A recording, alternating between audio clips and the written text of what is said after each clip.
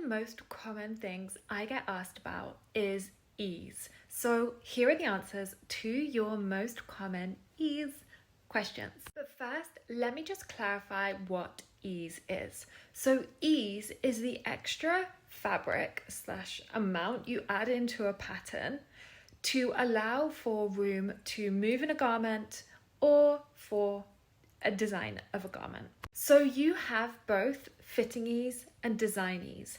Fitting ease is added so that you can move in a garment.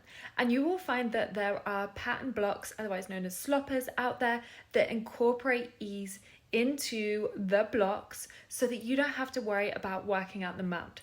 This is why there are easing fitting blocks, close fitting blocks, oversized blocks, because they already incorporate the fitting ease into them.